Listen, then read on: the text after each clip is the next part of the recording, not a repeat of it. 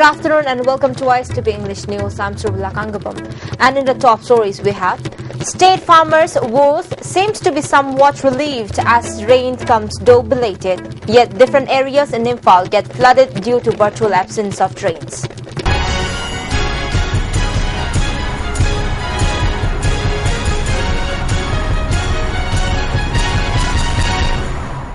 The news in detail. As the monsoon rains have come, though somewhat belated, the farmers of the state who were beginning to feel worried for the season's paddy cultivation, their worries seems to have been relieved to a certain extent. As the farmers had already kept their fields properly tilled and ready for cultivation of paddy, they have been waiting for the rains to come. Now that the rains have come, the farmers have started working in the fields for the next step of rice cultivation. Meanwhile, in certain assembly constituencies where the questions of drains was relegated, the one night's rain were enough for flooding different low-lying areas, causing plenty of inconveniences to the residents of the affected areas. Disabled allowances were distributed to 430 secondary stage differently able persons under the scheme Initiative Education for Disabled and Secondary Stage Government of India for 2012-13. The allowances were distributed at the function held at the office complex of SCERT Lumphale today. The function was organized by Directorate of SCERT.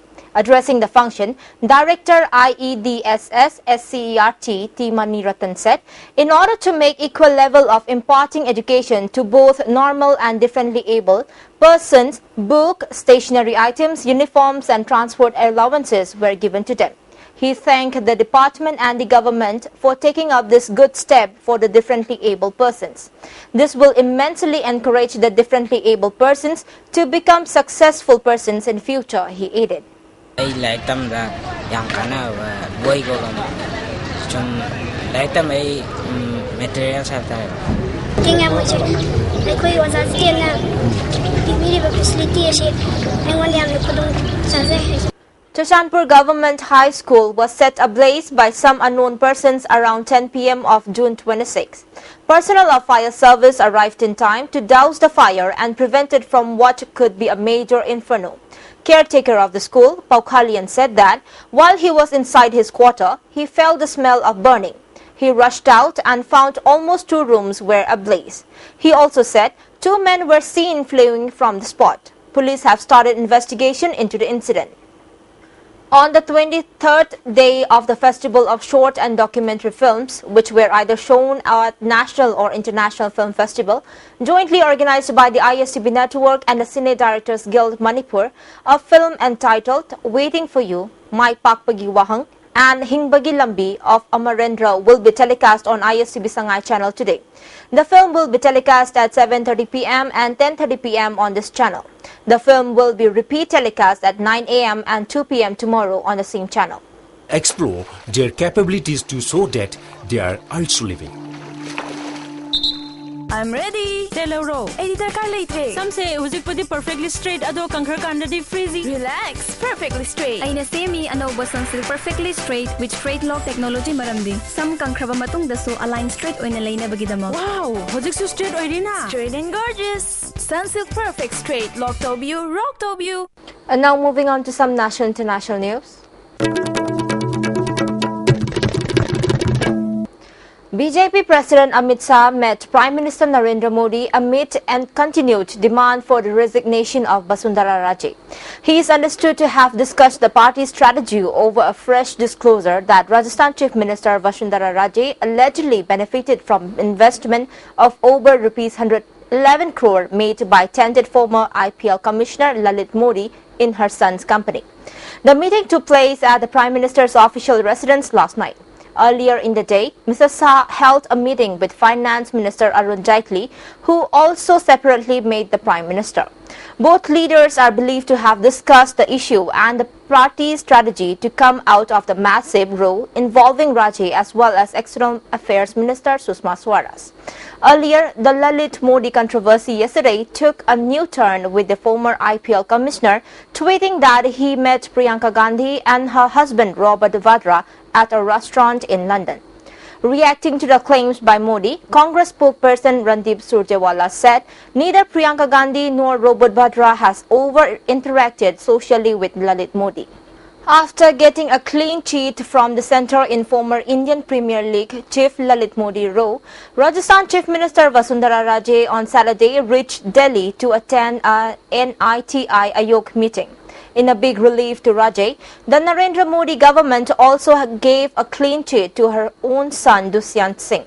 Sources said that while no formal meeting is planned between Raje and the BJP leadership, but if she wished to meet Bharatiya Janata Party President Amit Shah, she will be granted an appointment. Sources said that the centre reviewed documents submitted by Raje and found no irregularities in them. No wrongdoing has been found in deals between Dushyant Singh Niyant Heritage and Lalit Modi's Ananda Heritage, the sources added. Global economy is slipping into Great Depression like problems of 1930s, RBI Governor Raghuram Rajan has warned, asking central banks from across the world to define rules of the game to find a solution. Mr. Ranjan, who is among the few to have predicted the 2008 financial crisis, said the problem was a broader one and for the entire world, not just for industrial countries or emerging markets. The former IMF chief economist, who has earlier warned against competitive monetary policy easing by central banks globally, said the situation is different in India on this front and RBI remains more focused on bringing down the lending rates to spur investment. Polling in the by-election to Tamil Nadu's Radhakrishnan Nagar Assembly constituency, from where Tamil Nadu Chief Minister J. Jayalalitha is seeking re-election, is currently underway. 67-year-old Jayalalitha has to fulfill a constitutional requirement of getting elected as MLA within 6 months of becoming Chief Minister. The AIADMK chief returned to the top post on May 23rd after her acquittal in a disproportionate asset case following her conviction by a trial court in Bengaluru in September last year. 28 candidates are contesting the RK Nagar by-poll, which was vacated by AIADMK's P. Vitrival on May 17. With major opposition parties boycotting the by-poll alleging misuse of power by the AIADMK. 26 of the 28 candidates are independents. Ms. Jayalalitha's main rival is C. Mahendra of the Communist Party of India (CPI). Around 2.5 lakh people are eligible to vote in Chennai's RK Nagar constituency. The Tamil Nadu Chief Minister had deployed all her 28 ministers for campaigning for the by-poll. Ms. Jayalalitha, however, had campaigned just for 1 day. The Islamic State group killed 164 civilians in its offensive on the Kurdish town of Kobani in what a monitor has called one of the jihadist worst massacres in Syria. The killing spree, which took place mostly inside Kobani itself, was widely seen as vengeance for a series of defeats inflicted on the jihadists by Kurdish militias in recent weeks. At least 120 civilians were killed in a 24-hour rampage on Kobani and another 26 were executed in a village nearby, the Syrian Observatory for Human Rights said. Observatory said they had been shot at close range. The body of one child bore the impact of 5 bullets, it said. And before we wind up the top stories once again, state farmers' woes seems to be somewhat relieved as rains come though belated. Yet different areas in Imphal get flooded due to virtual absence of rains. Thank you so much for joining with us and stay tuned for more news.